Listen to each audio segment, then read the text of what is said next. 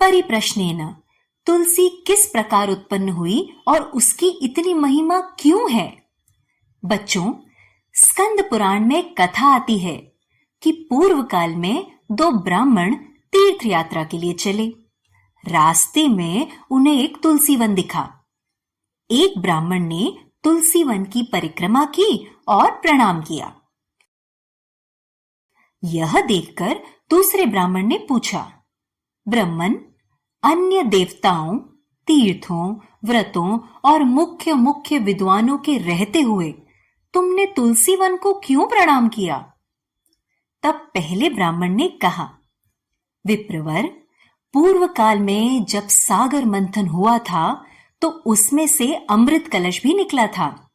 उसे दोनों हाथों में लिए हुए श्री विष्णु बड़े हर्षित हुए।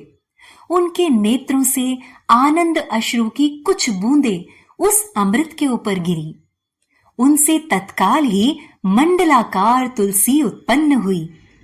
तब वहां उपस्थित ब्रह्मा जी और सभी देवताओं ने तुलसी जी को श्री हरि की सेवा में समर्पित कर दिया और भगवान ने उन्हें ग्रहण कर लिया। तब से तुलसी जी भगवान श्री विष्णु की अत्यंत प्रिय हो गईं। संपूर्ण देवता भगवत प्रिया तुलसी की श्री विष्णु के समान ही पूजा करते हैं। भगवान नारायण संसार के रक्षक हैं और तुलसी उनकी प्रियतमा है, इसलिए मैंने उन्हें प्रणाम किया है।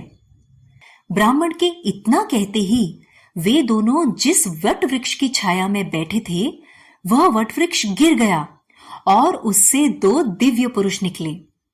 उन दोनों ने ब्राह्मणों को प्रणाम किया। वे दोनों ब्राह्मण आश्चर्यचकित होकर बोले, आप दोनों कौन हैं? उनमें से जो ज्येष्ठ था वह बोला, विप्रवरों, मैं देवलोक का निवासी हूं। एक दिन मैं नंदन वन में देवांगनाओं के साथ क्रीड़ा कर रहा था। उसी समय लोमस मुनि वहां तपस्या कर रहे थे।